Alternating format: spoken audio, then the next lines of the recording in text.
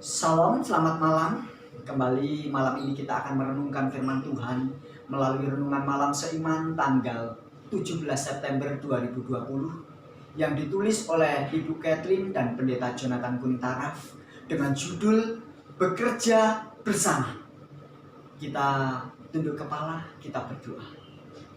Terima kasih Tuhan untuk kesempatan kembali yang telah Engkau sediakan bagi kami, untuk kami boleh merenungkan akan sebagian dari firman-Mu. Kiranya tuntunan Roh Kudus menjadi bagian kami Bapa. Dalam nama Tuhan Yesus kami berdoa. Amin. Kebenaran firman Tuhan pada malam hari ini terdapat di dalam buku Lukas 9 ayatnya yang kedua. Dan Ia mengutus mereka untuk memberitakan kerajaan Allah dan untuk menyembuhkan orang. Setelah melihat bahwa persatuan itu terdapat di salib, sebab semua kita manusia dari berbagai bangsa, bahasa, dan suku, berbagai budaya dan latar belakang, bahkan laki-laki dan perempuan perbedaan kita, memandang kepada Yesus yang mati di kayu salib, maka kita semua tanpa terkecuali memerlukan Yesus. Kita juga telah melihat langkah-langkah menuju persatuan harus dimulai dari rumah tangga, dan semua harus bertujuan untuk persatuan. Langkah berikutnya yang perlu kita sadari adalah perlunya bekerja sama menuju tujuan bersama.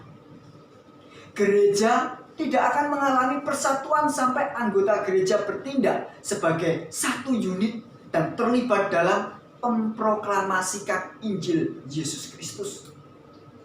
Misi semacam ini memberikan pelatihan yang ideal untuk belajar harmoni.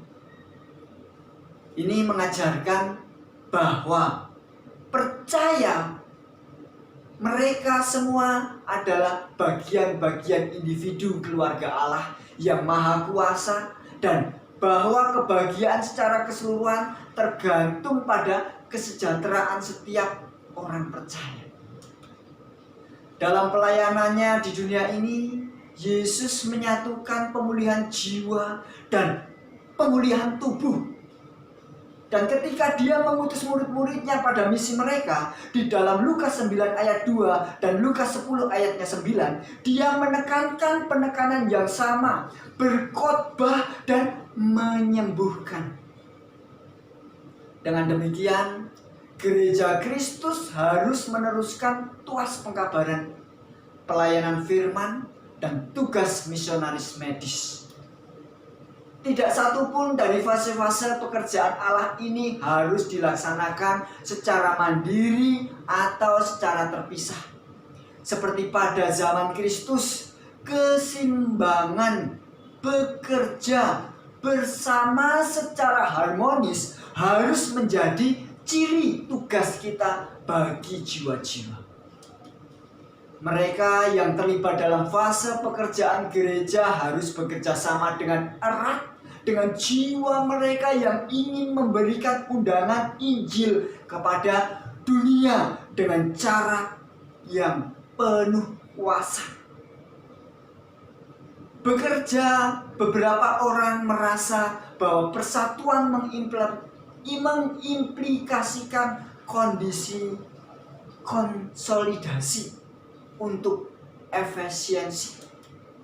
Namun, metafora tubuh menunjukkan bahwa setiap organ besar atau kecil adalah penting. Kerjasama bukan persaingan. Kerjasama adalah rencana Allah untuk pekerjaannya di seluruh dunia.